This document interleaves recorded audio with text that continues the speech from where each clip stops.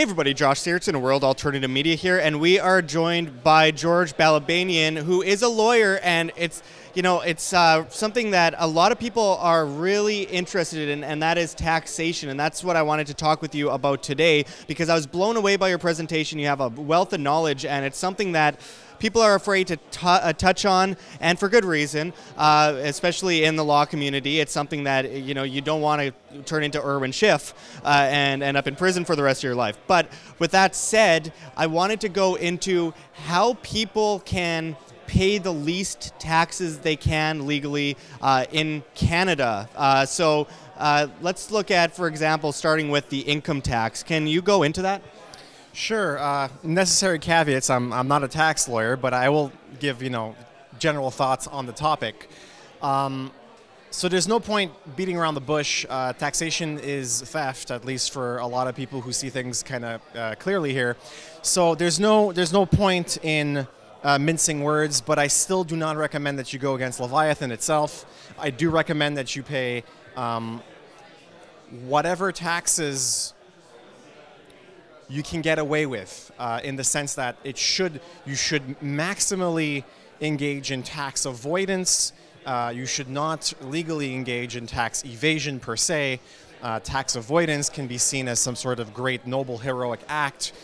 Maybe we should be revering tax accountants a whole lot more, but there is advice out there. There are ways. There are accountants who can help you minimize your tax load.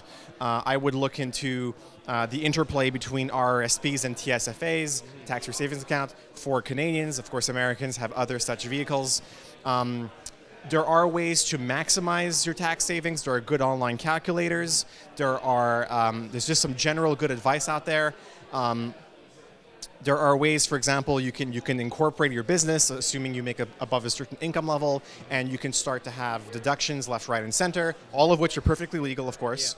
Yeah. For example, instead of, as I said in the speech there, instead of hiring full-time or part-time employees and falling victim to the dozens and dozens of government-mandated schemes and taxes and the additional paperwork load that the employer has to engage in, you can contract out services on a purely contractual basis. So everything's fully legal. You guys will be charging each other GST, PST, but again, there are ways to minimize that as well. Absolutely. And how about assets? I mean, something that I spoke with Robert Kiyosaki not too long ago. Of course, he's the author of Rich Dad, Poor Dad. He's a legendary author. And we spoke about, getting away from taxes as much as humanly possible. And he kind of said, look, I own assets. I own assets because, it's the best way to not have to pay taxes and make a whole lot of money. Is that something that you've considered? Yeah, sure. Again, the question or the issue presumes that you have enough for it to be worth protecting, and meaning in order to, so I always say tax advice is very highly dependent on your income bracket. Or what you tell a guy who's making 10, 15 grand and in a small business somewhere is not the same advice as if you own multi-million-dollar properties. Definitely assets are a way to go. Precious metals, cryptocurrencies, we can go into great detail there.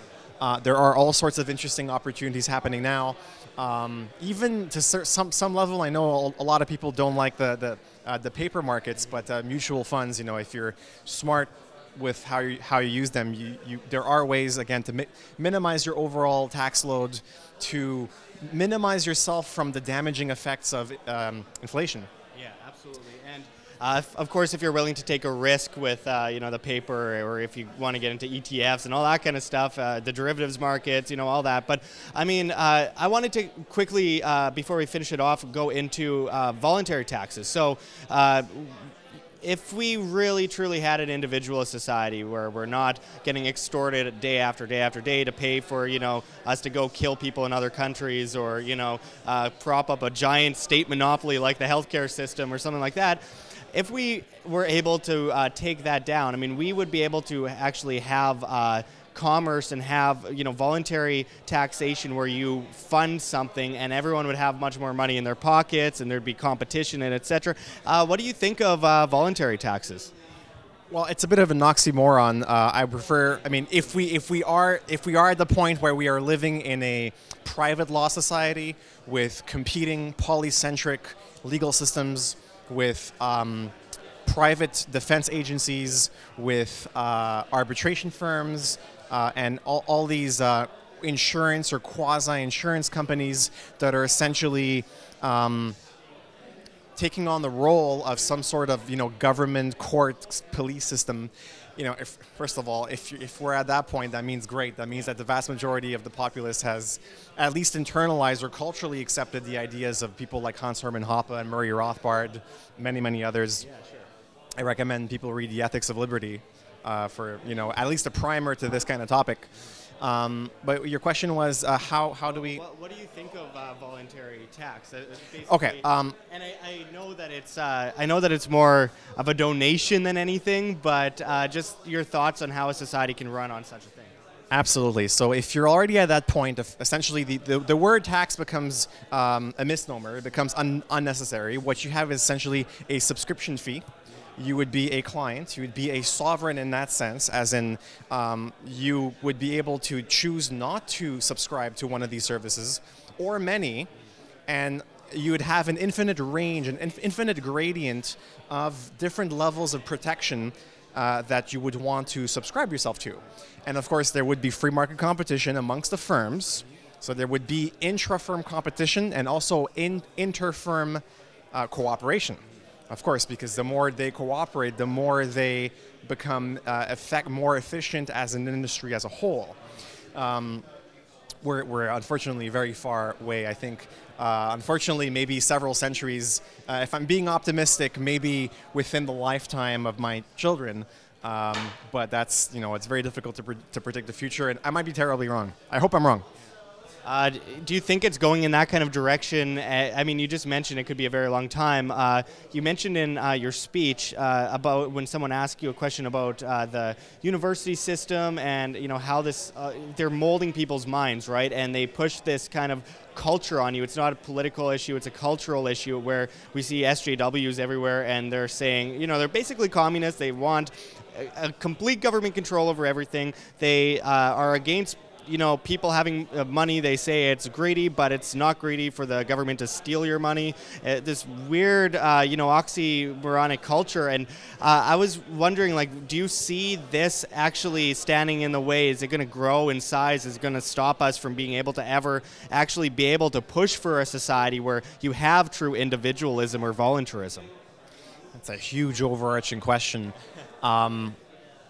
Hopefully we get to the point where people can think clearly enough, can assimilate or destroy bad arguments to the point where the people who are the SJWs, kind of the permanent man-children and the permanent, the kind of the feminazi types, the adult crab, hopefully we get to the point where they essentially become irrelevant.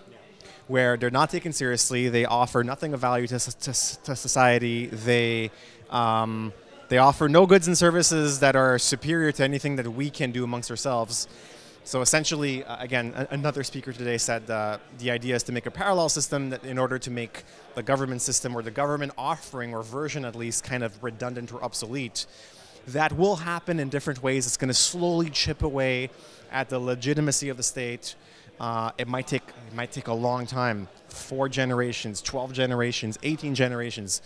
But I think it's eventually going to happen.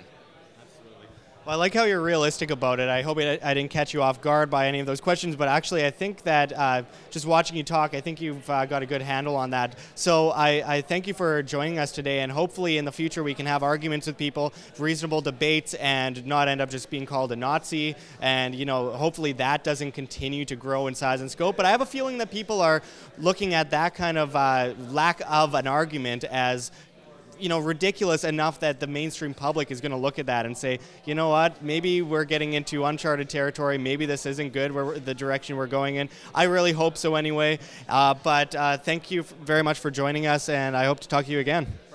Now to sound like an auctioneer. Thanks for watching, everyone. Check the links below. GoFundMe, Patreon. We can't do it without you. Any donation is very much appreciated, especially as we are so vastly demonetized and censored by YouTube as they bring in the Anti-Defamation League to flag all of our content as hate speech. Also check our Bitcoin address in the description in the comments, as well as on the screen for you to scan if you please.